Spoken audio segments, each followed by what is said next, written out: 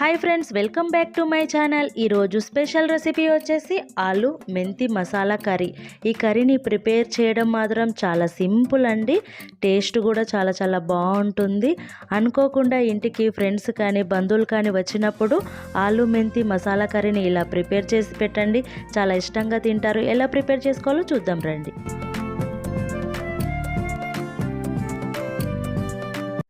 ముందుగా ఈ కర్రీని ప్రిపేర్ చేసుకోవడానికి ఇలాంటి మెంతెంకూర కట్టలను తీసుకోవాలి.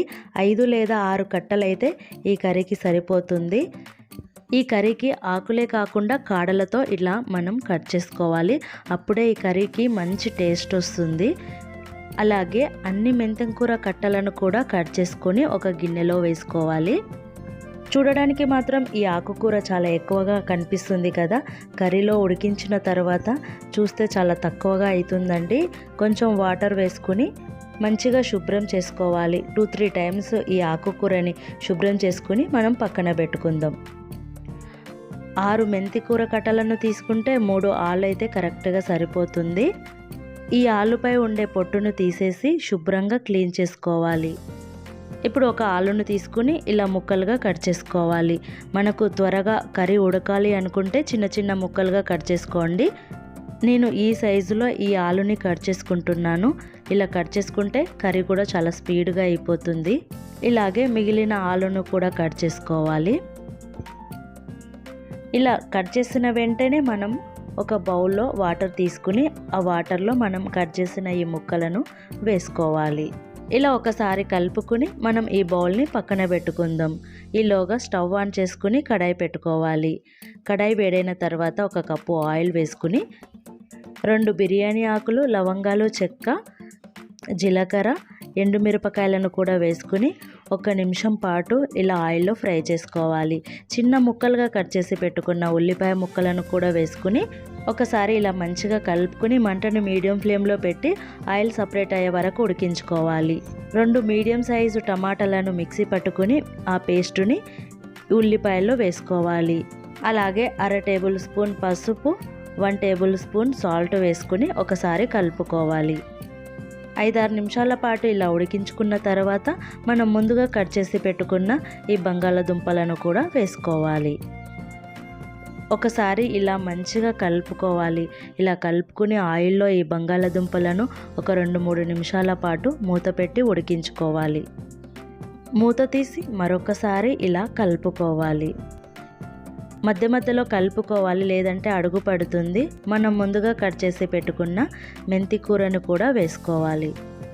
ఈ మెంతి కూర మనం కడాయిలో వేసుకున్న తర్వాత వాటర్ అనేది బయటకు వస్తుంది. మనము కలుపుతూ ఈ కర్రీని ఉడికించుకోవాలి. మరొక 2 నిమిషాల పాటు ఈ మెంతి కూరను ఆయిల్లో ఉడికిస్తే మంచిగా ఉడికిపోతుంది. ఇలా వాటర్ పోయి మంచిగా ఫ్రై అయ్యే వరకు మనము ఈ కర్రీని ఉడికించుకోవాలి. ఇలా ఉడికిన తర్వాత 1 స్పూన్ ధనియాల పొడి, 1 స్పూన్ గరం మసాలా, 1 స్పూన్ కారం వేసుకుని ఈ మసాలా మొత్తం ఈ బంగాళదుంపలకు పట్టేలా మనం కలుపుకోవాలి. ఇప్పుడు ఈ కర్రీలో మనం కొంచెం ఫ్రెష్ క్రీమ్ కూడా వేసుకోవాలి. ఈ ఆలుకు ఈ ఫ్రెష్ క్రీమ్ కలిసేలా మనము స్పూన్తో ఇలా కలుపుకోవాలి. ఈ కర్రీని ఉడికించుకోవడానికి మనం ఇప్పుడు కొంచెం వాటర్ వేసుకోవాలి.